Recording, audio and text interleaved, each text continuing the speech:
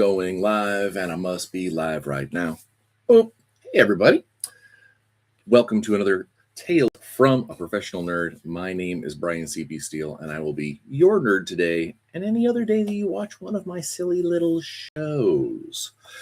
Today's actually a live show. So when we do a live show, you know that I go ahead and try and slam through the weekend Bryan as quickly as possible so we can open up the table for conversation, discussion, and really kind of the stuff that I want to talk about today. The reason why we're going live in the first place. Weekend Bryan. Personal wise, things are doing good. My whole arthritis hip lumbar thing. I think I'm mostly through whatever I did to it. All the exacerbation that I did to it at GaryCon and Adepticon. I am getting my back brace for like going to shows and things like that sometime next week. I've gone back to the gym. In fact, my chest and tries feel like they are on fire because I overdid it on Wednesday. But overall, things are good. I'm not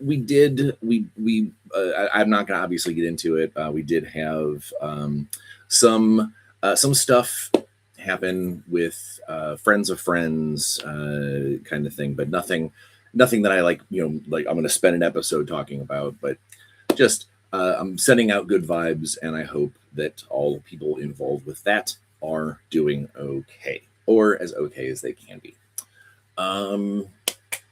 Hobby wise, I put together some models, some Warzone models to, honestly, I'm putting together some models to replace some of my old demo models, because some of my old demo models are pre-mastered masters that are not the right size. they are not. They're strangely shaped. So I want to. I hate. It's going to take some time to get paint back on them and whatnot. But I want to make sure that everything that I bring to the demo table is the most current version, if at all possible. I mean, that is obviously the goal. But that's really the only thing. I did get a new light from our friends over at Game Envy. So I'm hoping maybe sometime this weekend, or after when we get into the work stuff, I'll explain a little bit more. I'm hoping that I will be able to get that thing mounted, and we'll see see how amazing it is, and maybe I'll even do a quick review or something, tell you guys how cool it is. Gaming wise, playtesting, I've had a bunch of playtest stuff lately. Playtested a bunch of Warzone stuff, playtested a bunch of Xeogenesis stuff, and got a really good session of playtesting in for Secret Project trademark just a couple of nights ago.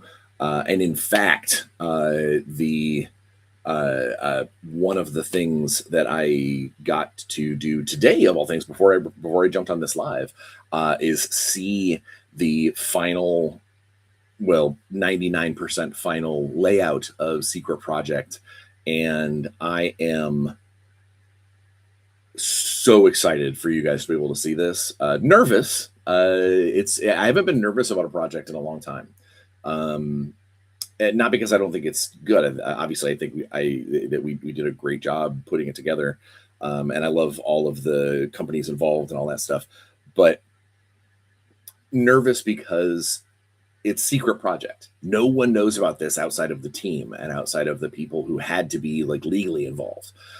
So anytime that I can't really get people hyped, I can't get on a live or do an episode to talk about it. The only people who know about it are the people involved and the playtesters. And it is one of those things where it's like there's that little voice in the back of your head. Some people call it imposter syndrome. I don't think it's imposter syndrome. It's just nerves, where I'm just, I hope that it goes well. I hope that when we're able to start talking about it, and when we get out there and it gets out into the world, that the audiences that it's made for will love it, and the audiences that it's not made for will not hate it or do bad things to keep others from liking it. That makes sense? I think it makes sense. And then let's see. Oh yeah, work. Work stuff. Work has been dominating my life again, but in all the best ways. I had a lot of playing catch up after March because of the different conventions and things, and I have like 2 very big deadlines at the end of April. So it is a lot of me slamming out words. One of those big deadlines is my current Shadowrun novel, which is going very well. I've mentioned before that fiction writing is it comes and goes in waves. Like there may be days where I feel like it is hard to struggle to get 1,000 words out of my brain. Like you're just second guessing yourself. You're having to do research. You're just not in the right zone. And then like this last weekend, I had a single day where I did almost 3,500 words, and I only worked like half the day. Like it was because I had hit kind of a running pace of just, the scenes were just coming, the words were just happening, and I'm hoping to get more of those days by the end of the month because I do need to really finish this book. But it's starting to come together and it's starting to shape up, and I can't.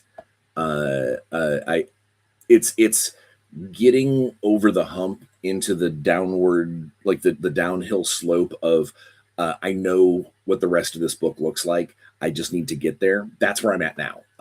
It's almost like I just don't have enough time to get the words. I wish that I could just like, it's a Shadowrun book. I wish I could just jack in and go, this is the book that I want. And then it goes, and like writes at the speed of my thought. But that is not the case, obviously. I have limits. I have limits, and I have other things that I have to work on, and I've got retainer gigs I've got to give hours to, and it is what it is. But I'm very excited to get it done, and it's starting to progress really, really well. I'm about ready to update playtest information for both Warzone and Xeogenesis, which I can't. It's going to be so much fun.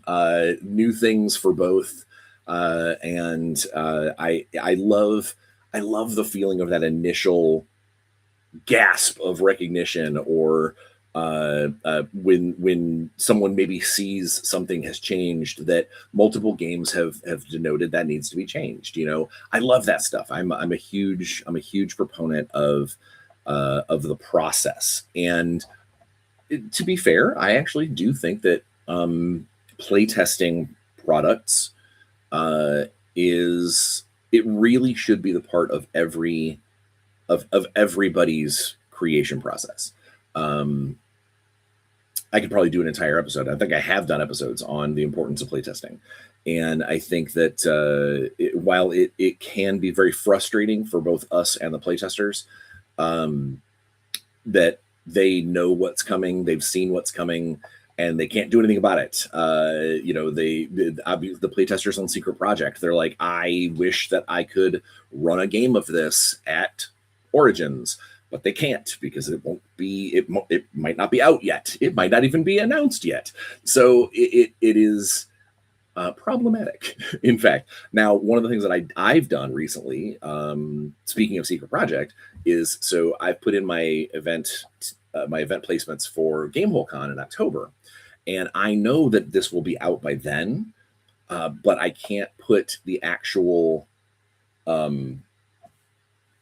information in the event. So I asked Alex, the guy who runs GameholeCon, I was like, so what do I do? I want to make sure that I get that slot in there, but I don't know. I don't know what to put in there because I can't put what's actually in there, because if somebody sees it that's not on the NDA, it could ruin the whole project. And he was like, you know what? Just put in there that you do the new hot thing. And so it's a placeholder. I've got a placeholder for GameholeCon that's like, come play the new hot thing with Bryan. And when we have the opportunity, when the gag order is lifted and we can start telling people about it, I can go into the event and change the information. and explain what it's going to be. So that I think that's going to be a lot of fun, and I can't wait. But this is what I'm talking about: is that the playtesting part of the process is amazing. It's awesome. It is absolutely necessary to make sure that your games work the way they're supposed to. I do think that there are several game companies, some of them much larger than you might think, that either don't playtest or they use almost automated playtesting, where it's you go into some stupid AI app that says, do me a favor, roll 10,000 2d6s and add these modifiers. Does it fit into this bell curve? And I hate that. That's not the same as actually feeling the game and knowing the game and knowing, is it fun? Sometimes the most simplistic system is a ton of fun because of playing the game. All right, I almost got on a soapbox there, and that's not what we're here for. Other work stuff. So yeah, we got a bunch of playtesting updates to do. I think I'm changing the files sometime early next week, I believe. I've got a meeting later today to talk about some of them. And then probably get them actually updated midweek, I hope, give or take. And yeah, working on the Shadowrun novel. The other big deadline I was talking about is so the first setting book for Intergalactic Heroes, the manuscript is almost done. I have a few more kind of block text type things, and then I have a pile of stat blocks to do. So my next 2 weeks are probably going to be a bunch of stat blocks for Intergalactic Heroes. But I actually enjoy that. I like creating monsters and creating characters and things. It is a little, for the creative side of things, it's a tiny little serotonin bump every time I get one done and be like, I can't wait to see that on someone's table.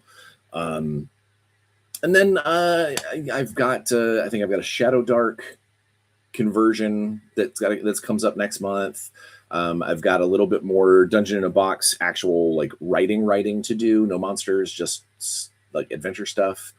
And talked to a guy this morning that I might be doing some more design work for, but that's still kind of up in the air. It's cool to feel. It's nice to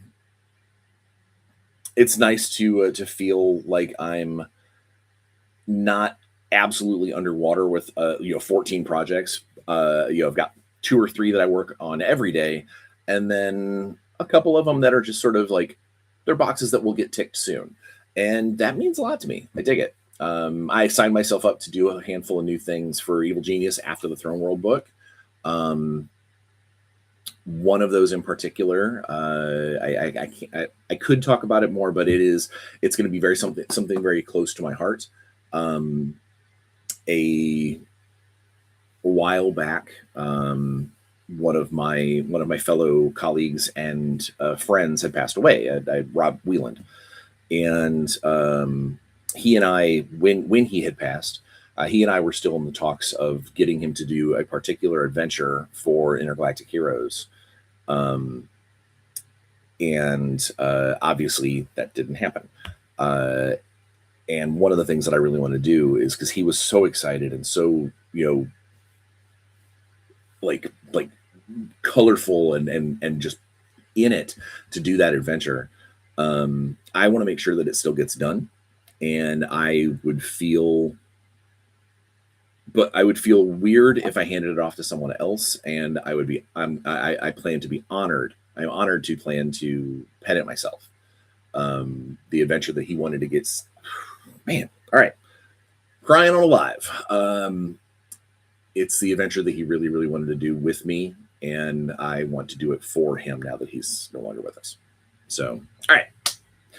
We are good. I'm going to take a sip of my drink. Can't sit here and cry on lives. Oh, you know what? Maybe I'll get all the shares and subscribes for live tiers. They'll be like, Brian's crying on camera. Come see. All right. So let's take a look at the chat, and then we'll because I've seen some things. Closarius says, "Pump that iron trencher." I'm trying, man. I'm trying. It is it getting hurt when you're almost 50. Getting hurt is a different. When I was in my 20s and 30s, when I was in my late teens, early 20s, and playing hockey and stuff, skateboarding and hockey and all that, all of that. When all of that was taking place, I'd get hurt and you'd bounce back. You'd play with the sprained wrist. You'd get down and go, I'm only barely bleeding, and you'd keep going. In your 30s, you slow down a little bit more. In your 40s and going into your 50s, when I get hurt, man, it puts me down.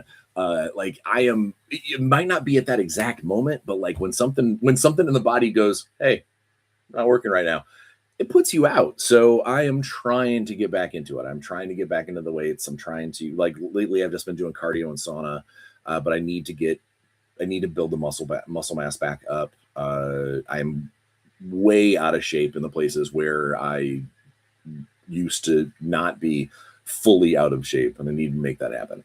I'm chemically, hormonally, like, my numbers are fine other than my weight, but I'm feeling it. Like, I don't know if that makes any sense, but Closaria says, resell the demo minis.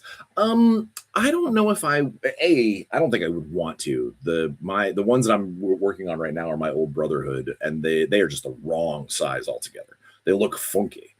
And not only do I kind of, there's a part of me that thinks that I because I work for the company and because I was able to create these minis myself as part of the process, I don't think that I would feel right. Like, I don't know if I would feel like I'm not like you're breaking the law, but like I would feel wrong selling minis that I was able to create myself that aren't sold for retail. I don't know. Maybe I'm weird. I just my loyalty to the project and the companies that I work with supersedes my need for money. Not by much, but enough. Yeah, one of one copies. Yeah, there are definitely a couple of my Brotherhoods. There are no one else like them because they're awful. Correct says, hey there, Bryan. Glad to see you're working on no longer cheating with your tiny models, like I was just saying. Also, that Game Envy light rocks. Yeah, I'm looking forward to getting it up and getting attached and getting some paint on models. Right now, my extra time is just spent on words. Mikkel says, hi, Bryan. I will say hello right back. Korak says, update us, Bryan. I've got a meeting later this afternoon with Alex to talk about the finalization of the playtest doc. And then I will go in and make those changes and then probably get it to you. I mean, definitely it's on my calendar to get it to you next week, but I'm hoping to get it earlier next week rather than later. He and I have to talk about a couple of things. Not like these rules don't work, but it is a do we want to give more stuff to the playtesters or have them focus on the existing things more, that kind of thing. John Roberts says, what companies that release without playtesting? I can almost hear your sarcasm. Like, there's no sarcasm filter on there, but I can hear it. I can hear it. Yeah, no, there's a lot of companies out there that that do in fact send out send their product out into the world and almost use the release as the beta play test. Obviously, there's conspiracies out there. Gamers always talk, and I do wonder. There is a part of me that does wonder that certain companies that don't do printed game rules anymore, and everything is all digital and app based and updated on the fly. It is a way for them to release something untested, see how it works, and then change it because it allows them to generate sales during playtesting. It obviously could very well be a very intelligent marketing structure. Like, if you could make money on something that's not done, you're making money. And that's what a lot of these companies are really, really into. I personally, I'm not in, I'm not in it to make money. That's a lie. I am in it to make money, but I want to make good projects and I want to make good products. And the last thing I want to do is have my name attached to something that feels like it went out half baked. So we put a lot of time into playtesting. Colzaria says, subbed. Thank you. Alex Knaus 975. Is that really the real Alex? So any news on the Warzone Eternal releases at next year's Mutant Chronicles? I don't know if that's really the real Alex, because that seems like a very weird question to ask. If you are the real Alex, tell me my least favorite part of the Mishima miniature line. Yeah, there we go. See if you know. Corey says, we can handle it. ADHD hyperfocus drives us. Well, like I said, we'll see. Dan Elmore says, what up, people? Dark Symmetry led you here. The Dark Symmetry led you here. Well, I mean, Moawahe speaks to me all the time, constantly. I've got to keep shutting out. I call it tinnitus. That's oh my God, I need to make a Moawahe Nephrite named Tinnitus. Sorry, or Tinnitus. At Colzarius, waggling my fingers at you. No, my least favorite part of the Mishima, and let's talk about let's put the thing on the table. Mishima is not just Japanese. They're not solely that. They're a giant mega corporation that spans many cultures and many people and generations upon generations. They just have some that stylings. Alex says, well, tiger dragons are my favorite. So okay, it is Alex. The Gigamech. I don't like the Gigamech. I am not a fan. I like the mecha. I like the idea of a little short, fat, kind of sumo robot with a hammer for a hand. But the Gigamech was kind of ridiculous looking. It was cool looking, but ridiculous in scope. But yes, okay, that is really the Alex that we all know and love. Although I don't know what the 975 stands for. Is 97? What is the 975 at the end of your thing? Are there that many other Alex Knaus? There's no way. Dan's got some smiles. All right. So the reason why I wanted to have kind of a collective chat today, one is because I was working crazy hours yesterday. We're all Cybertronic clones. Alex is the 975th Alex Knaus Cybertronic Chaucer.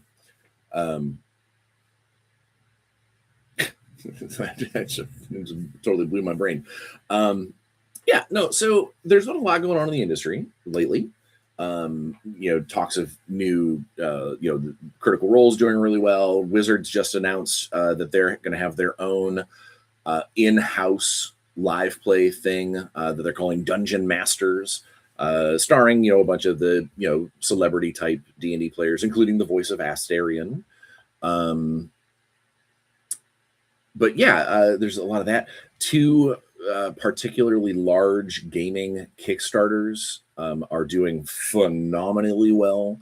One of which it's going so well that it has started Reddit threads of people wondering how. That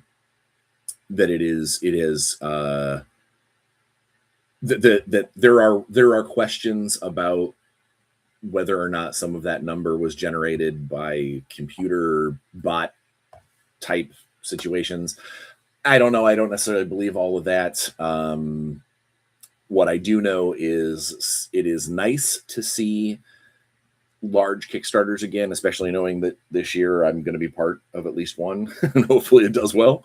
But I am always a little concerned when I see the multi-million-dollar ones, because more often than not, they really do end up being almost not one and dones, but like this is the thing that they cling to forever. This is the heyday. This is the 10 years from now, they're like, yeah, we had a $6 million Kickstarter. It's like, well, yeah, but you've only put out like 2 other books. And I am always wary of Kickstarters that do that do so well. Like, I know that sounds really weird. Like, I want them to do well, and I want these people. And I've got friends on several of these projects. I want them to do well, and I want them to generate a ton of money. But I also want them to make sure that this is not setting themselves up for un an unsustainable product. You know, the cool, you made $6 million in your Kickstarter to get this one project out. Bam. Now, are you beholden from here on out to always basically keep having to run back to Kickstarter to fund the next big thing? John Roberts says, yeah, two big Kickstarters collapse under their own weight. Exactly. That's exactly what I'm saying. Is you know, I'm not terribly interested in the projects involved. Yeah, Alex says specifically, Cyberpunk card game is the first product from that publisher, and it's absolutely wild. That's one of the ones that it actually kind of gives me some bells and whistles. It sets off alarm klaxons for me because it's over 20 million at this point, isn't it? I haven't looked at it recently because I don't want to add to the algorithm. I don't want to add to that click because I went to that page once, and this is now I have a tinfoil hat. My tinfoil is under my flat cap. The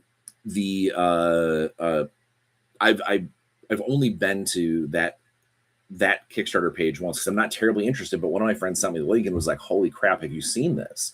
And I bopped over there, I clicked on it, and I was like, oh my God, they had like a backer level that was like $5,000, and they had like 30 of them in the first hour of the thing's existence. And that having been part of multiple Kickstarters with high-end backing, that seems really weird.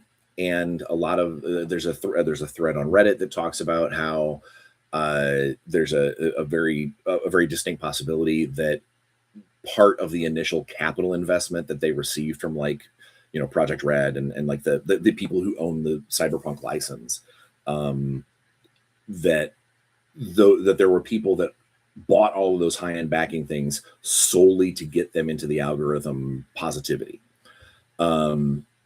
It's just very weird because I clicked on that Kickstarter once, and then for the following week, every other ad on my Facebook, every other Instagram reel was for this project. And it really did make me go, is marketing now, marketing used to be get people make cool videos for you, maybe pay for some ads, that kind of thing.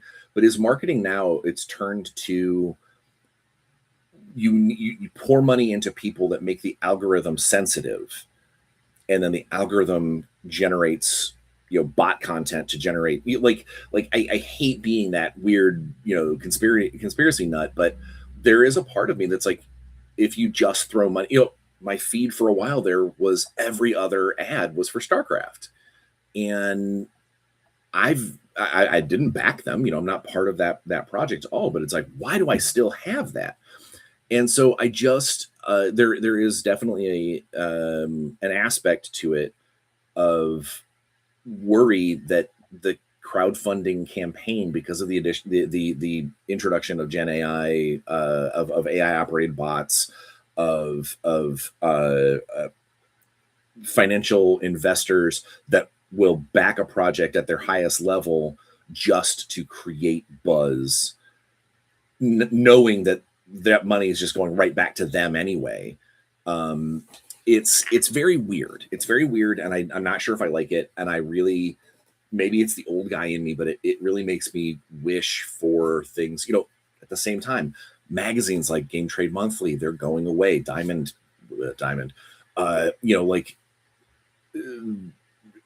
websites that are supposed to be game news related are now clickbait advertisement sites with clickbait articles, and Games Workshop makes another mistake. You click on it and it's like, okay, the mistake was they didn't put out enough Necromunda books. I'm very worried at the collective that we've gotten as an industry. We've gotten so far away from talking to the retailers, talking to the customers, getting clients to be part of the process. And I am well aware that I'm partially a Luddite, he says, into the technological streaming thing that he's on. But I do miss the days of going to the game shop and looking at their copy of the Game Trade Monthly to see what's coming out in the next couple months and telling them what to pre-order. And it's hard. It's hard being old in this industry. All right. Oh God, so many things. Cyberpunk card game is the first product from that publisher. It's absolutely wild. Yep. Korak says Cyberpunk TCG makes me scratch my head. It doesn't seem to feel like it plays into the world well. Plus, Netrunner is right there. You know what? I don't know. I don't plan to know anything about that. I know no one on that project that I'm aware of. And all I know is from the gossip chains and the fact that they've got a Kickstarter that is destroying the concept of what Kickstarters are for. The whole TCG Kickstarter markup is messed up. Also, there's a thing that's happening recently, and it's gotten a little bit of buzz. Is the number of like non-TCG players that are scalping and scooping up product at third-party stores. You're not going to game stores to do it as much because the gamers kind of, they know, hey, we're limit 2 packs a person. But like I know at my local Sam's Club, I went to go pick up something. We'll say meatballs and paper towel. I don't know. I was going to Sam's Club, and when I walked in the door, they were like, the guy was like, "Oh, are you here for the Pokemon cards?" And first off, I was like, "Are you typecasting me just because I'm a chubby guy with a beard and a flat cap and maybe a gamer shirt on? That obviously I'm into Pokemon. Yeah, I'm here for the Pokemon cards. No, but I went to the Sam's Club, and the guy asked me, he's like, "Hey, if you're gonna go, here's your ticket." And I'm like, "Ticket? What the hell?" It turned out that there was a special Pokemon thing that was coming out, and they were limiting 2 per client per club member per visit, and that's what the door guy was there for, is basically to go, "Hey, if you're here for the Pokemon, it's not in the regular part of the store, it's behind the counter. This is your ticket to go get them." And I think that there's a lot more of those stores that are starting to learn that, because there are people that go in and go, "I've come with my credit card. I'm going to max it out buying as much of this particular product as I can, and then go online and resell it," because these TCG markups, the third-party TCG stuff is insane right now. And I really do think that it is not doing any good. Like magic card rares and things, everyone knows the Black Lotus you can buy a car with, there's always been those ridiculously high end, first edition Charizard, like those have all been a thing. But lately, every set, it's almost like someone predetermines these are the 3 cards that are going to be worth for this set bank, and they're going to be worth a couple $100, $50, $60, like as soon as they come out. And what these people are doing is they're scalping all these tickets. They're removing, or all these cards, they're removing it from the gamer populace to get just those handful of cards, and then turning around and trying to make that real fast buck on them. And what that does is that it actually it ruins the card economy, because it means that all those rares and ultra rares, they go for that they're no longer collector's pieces. No one's holding on to them for a future date because they lucked out and got them. They're getting them, they're selling them, they're moving on. And I think that's driving a different mentality when it comes to the trading card games. I know singles sales at the local store. I've talked to them about Magic sales. Single sales are down because they know that if they've got a particular combo that they want to put together for their new deck or whatever, so many sets have been coming out. Wizards has been pumping out so many sets, that there's going to be a new combo of the month next month.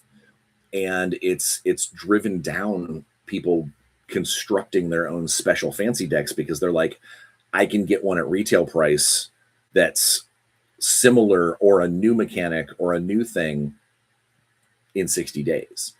So I'm just, it's weird. I am very interested in the economics necessarily. Now I'm on the creative side, only dabbling a little bit in management, and it's very interesting and weird to see the difference between scalpers and people just literally just trying to make a buck off of things, and people who are trying to get the things that they want to enjoy and play the games that they're in or win their tournaments or whatever. It's definitely there's a weird dichotomy between gamers who are gaming and gamers who are buying, or gamers who are like gamers and commercial gamers. Does that make any sense? I don't know. Maybe. Here we go. I've missed some things. I have the same problem with you. Oh, Dan. Filled with investor bros. So I don't think that there is a problem with the idea behind financial investments. Like people who want to use their money to help others get their project started. I think that it's I would much rather see wealthy people give their money to those who need it to create cool creations and investments and projects. I would much rather see that than people who buy money to make money, or sorry, use money to make more money, to make more money, to make more money, to become billionaires that literally could go, I can, what is your problem? Oh, you owe $500,000 in debt with your mortgage and your credit cards and your medical bills and everything. That's one day of my interest. Here you go. The fact that there are people out there that could do that, but they don't, because it's hoarding value or hoarding wealth is just the way to be.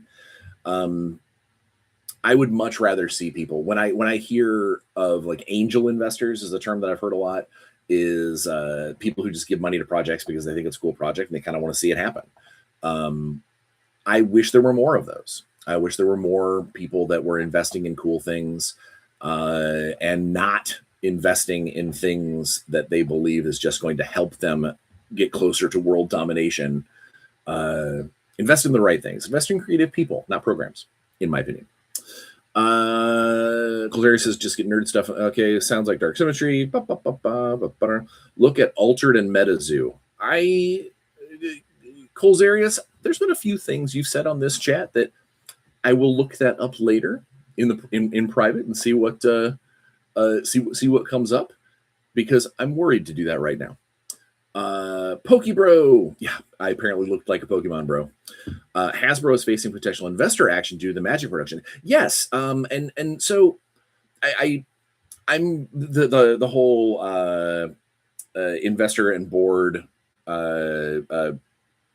suing, litigating their own company basically because they're like, hey, you're watering down. The release rates have been watering down the brand. I'm torn. I'm torn on the concept of. I'm torn on the idea of the people that are part of the company yelling at their own company or suing their own company because they don't like the company's choices and decisions. Because I personally hate the idea of having to sue people to get things done. I think it's so harmful and stupid and wasteful that you have to go to litigation to get something done with a company that you are involved in. Like, when did it become we all have to have a lawyer in our back pocket to get the conversation moving in a protected manner to make sure nobody does, like, barf. And so in one hand, I'm like, I hate the fact that these investors are suing WotC because they're like, you're watering down the Magic brand. because I honestly, I'm also not sure that they're watering down the Magic brand. I think the brand has changed. I could probably do an entire video on why I think Magic is not the game it used to be, but that's not necessarily a bad thing. But on the other hand, I also think that the uh, uh, the investors, if they really felt like WotC was doing harm to their investment, or the stockholders, or whatever, then that's something that there should already be something in place when you're a stockholder. Go to the next stockholders meeting and raise your hand and go, hey guys, how about we don't do 10 Worlds Beyond next year, or Universes Beyond, whatever the magic one is. Hey, how about we do wild idea? Let's return to horsemanship. Magic players out there are now laughing. That was a joke for you. But it is. I want them to be able to see change within the corporation and help instill change within the corporation, because I think that is something that every company needs to, is listen to the people who know what's going on, not just the financial advisors. But I think that to get that change, to get those wheels moving, it needs to not always be a lawsuit. Invest in the company, not the cards. Awesome. See, cool. I knew you had some things. Altered was an NFT card game, and MetaZoo was funded by investors, forcing scarcity and driving up prices, killing the game. Yeah, that sounds like no fun. Korak says there's a lot of Market Watch YouTube channels that basically use their following to manipulate the market for cards. See, that's exactly what I'm saying. Is I miss the days where I couldn't go online and click on you guys have heard me go on this rant before about net lists, and the term "what's your build" is there are things that I think social media is really good for, really good for, like talking to all you people every week about things. But I also think that there's, especially when it became monetized, when it became about selling advertising space, selling clicks. I think when it stopped being social media and started being commercial media, that was the problem. And the box has been opened, and we can't really go back to that in any way. All we can do is don't watch or support things that are bad for the ongoing evolution of this industry. Again, I'm not here to soapbox about Gen AI and stuff, but every time that somebody goes out there and throws their freshly painted miniature into an AI thing to make it move, boop, boop, boop, boop, boop, they're adding emphasis to that program. They're showing the world that is there. I've got people on one of my creative teams for role-playing game that the other day we opened up a playtest window, and they had created their character's image in Gen AI. And I said, please take that down, and don't do that again for our playtest group. And he was like, well, why? It's not a big deal. We're not making any money off it. And I was like, no, but the website that you used, the information that you put in there, the amount of time you spent interacting with that adds to the legitimacy and the credence of that program. It's the algorithm. It's the clickbait. It's your computer system, your project, your cookies. They all know that you use that. And to a certain degree, there's also the environmental factor, is just using AI for fun, just using ChatGPT to answer my questions. You're just feeding a fire that never needed to be existent in the first place, and now is raging out of control. Sorry. Okay. Altered had a few million on Kickstarter and just died due to bad business. I have seen some videos about Kickstarters that went bad, that people lost, that lost money on Kickstarters and things, and I always hate that, and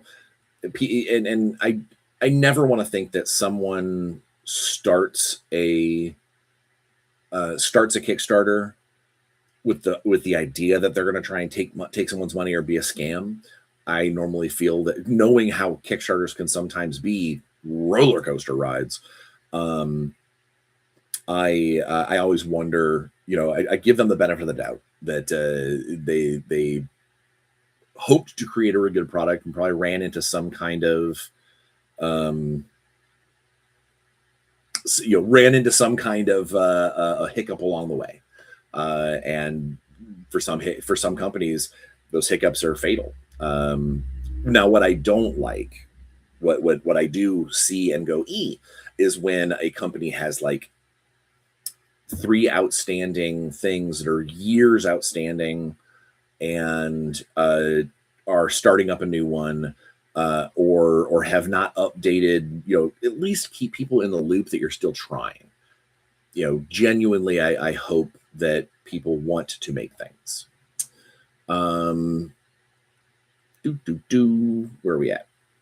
Ready to invest in the future of Warzone by buying these new models when they come out. Yes, thank you. One of the things that we recently announced, Tag recently announced on their channels, is the Worlds Beyond one-page rules special thing that they're doing in May, that we helped put together a handful of war bands. I don't think that's what they're called. War hosts, war groups, fighting groups,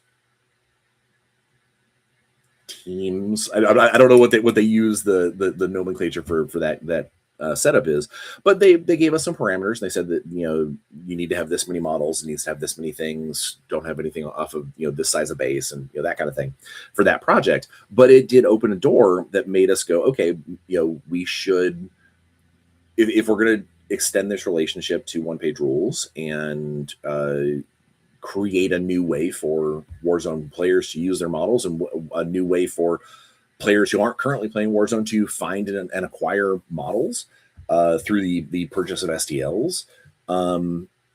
It is an avenue that I would have never thought, that I personally would have never thought of.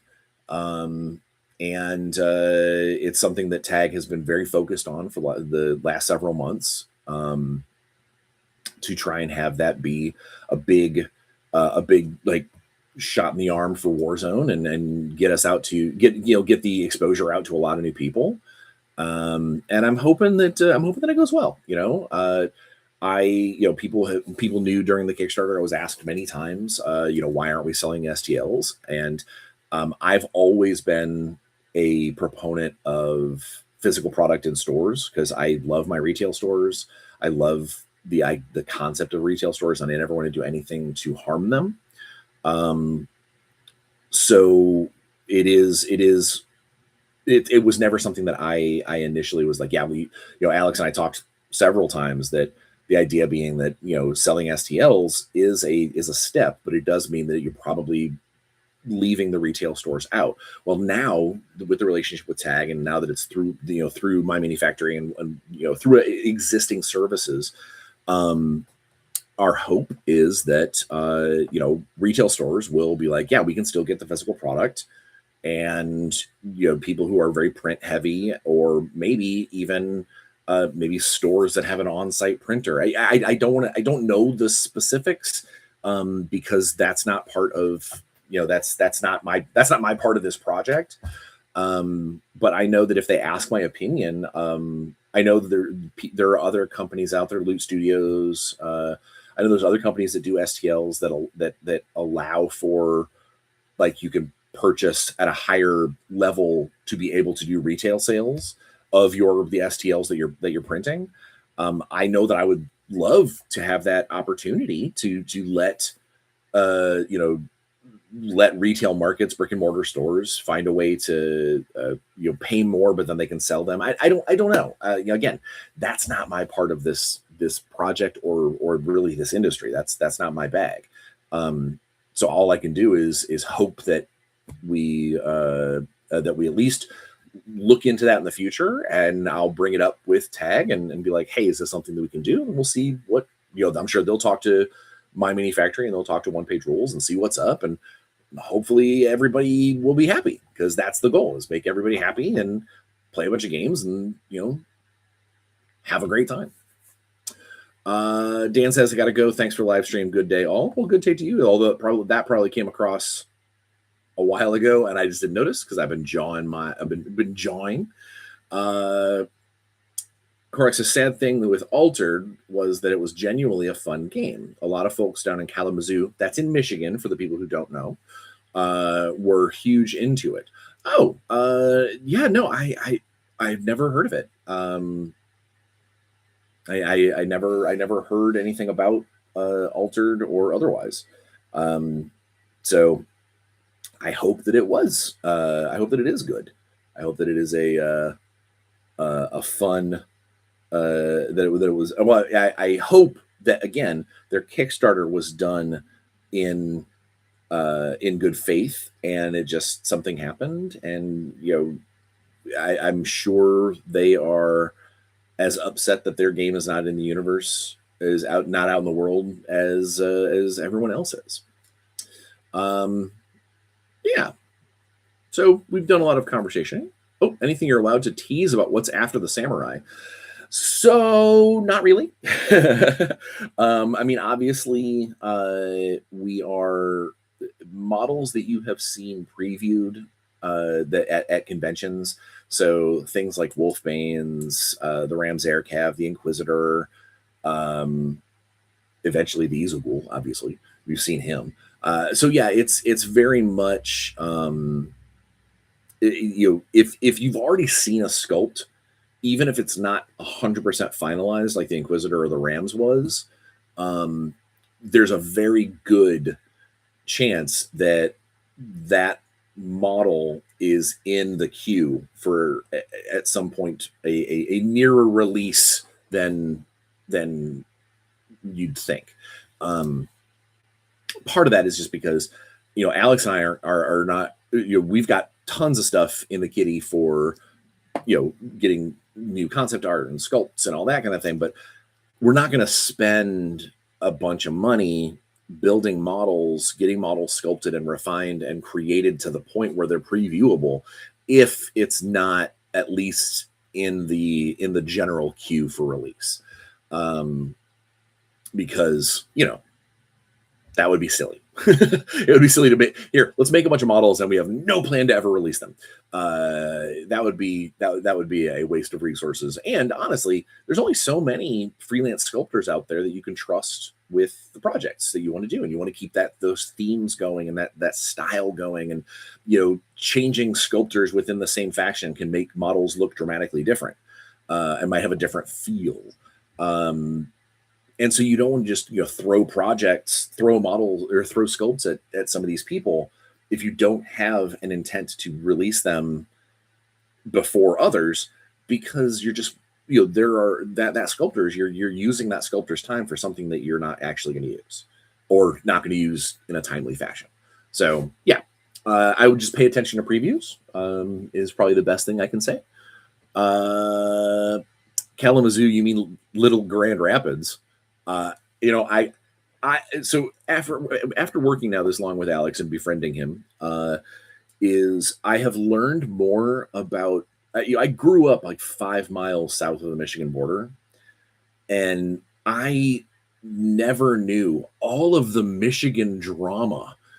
Like, there's so many. This university hates this university. This city thinks this city is too liberal or whatever. Like, is every state that way? I mean, I know in Indiana we've got like IU and Purdue rivalry, and that's really it. I mean, like I don't know of any kind of like city drama. Just those two universities. But yeah, Alex says slain enemies are all that samurai leave after them. It's good.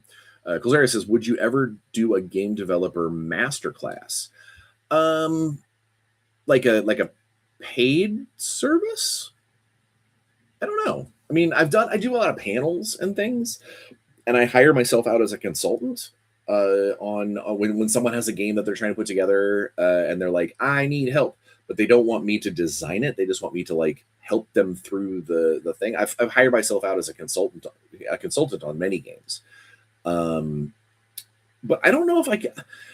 So a game developer masterclass seems seems weird to me because every game is different. And coming to every game, you come at every game to at a different from a different direction. I mean, obviously the main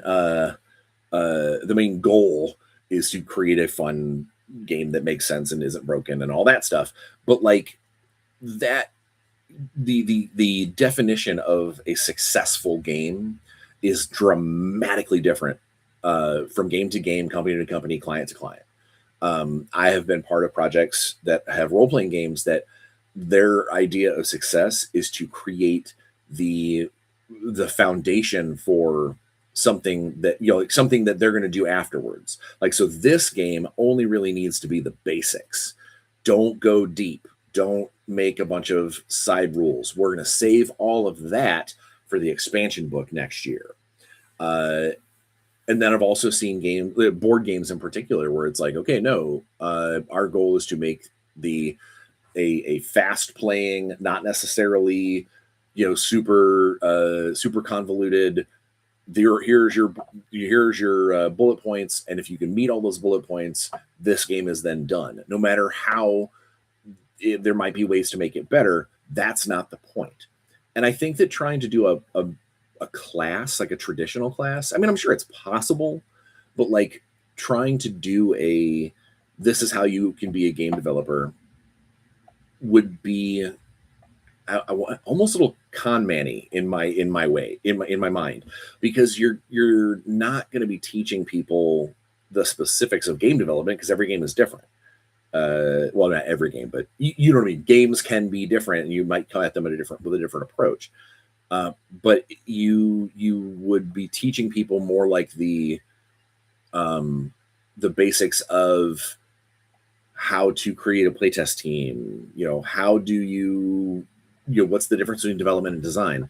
And frankly, that's what I do with this channel. Is I try and occasionally put out episodes that talk a little bit about those aspects of things. So yeah, I mean, I guess I suppose there could be a class that does what I do here, to a more concise classroom, digital classroom, whatever.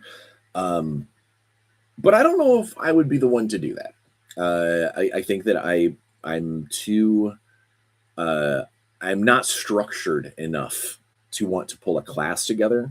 I'm way more ask me questions. I would much rather just run AMAs about game development than try to put together like an actual like one of my buddies and coworkers, Sean Merwin. He does classes in like creative writing through gaming and whatnot, like a professor level stuff. And it is always it's inspiring to see what he is capable of doing, and I just don't know if I could get my brain around it. School and I didn't get along real well, so maybe that has maybe there's some post drama there, some trauma in my past that says don't run a class. That's ridiculous. Just do talking to a camera, because that makes more sense. I don't know, but at that wonderful note, thank you so much, everybody, for coming out and hanging out with me, and letting me sort of vent and talk and answer questions and get some of my thoughts out into the world, because the industry has been very weird lately. We're still dealing with some of the ramifications of all the Trumpisms that come out of our fair capital. But like, this is the time that we're all ramping up, getting closer to Origins, the Origins Awards, getting closer to Gen Con, which always has a spotlight on it. And this is the time when the industry tends to like start doing things, kind of making a splash right before the the arc of the convention season. And I just kind of wanted to get on here and jaw and just sort of get some info out, get some brain space working, because I think there's gonna be a lot of big things, new cool things happening in the industry that will really kind of reshape what some of the how some of things go financially. With the exception of the giant mega Kickstarters that, like we said earlier, might be algorithm humping. I do think crowdfunding has taken a weird turn. You are either gigantic or you are nothing. You don't have the mid-grade successes as much anymore. And I think that's gonna be a thing. I think that we're gonna see a lot more people spending money on algorithm marketing rather than direct stores. You're gonna see I think you are definitely gonna see a lot more influencers getting paid to just add to the clicking. But I also think that you're going to see a lot of really cool products, especially if you set aside the mentality of I need to see the cool new thing, and instead you go, I need to find the new cool thing. Because I think that there are so many really awesome indie projects out there, small projects out there, lesser known products from big companies. There's a bunch of small releases from some of the larger companies that are really awesome. And I think that people need to spend a little more time finding that cool stuff than being told what the cool stuff is. That's my opinion. All right. Well, with that, I got to go. I have another meeting. I have stuff that has to happen soon. So with that, please, thank you. It was great to sit and talk, and we'll be back next week with a real episode about something. I'm not sure yet. Until then, be safe, wash your hands, get your shots, wear your mask if you have to. Just, avoid all the madness out there, and try and make every room a little happier than when you got there. And I think we'll be okay. Until next week, have fun, stay safe, play some games, because I will. Bye, guys.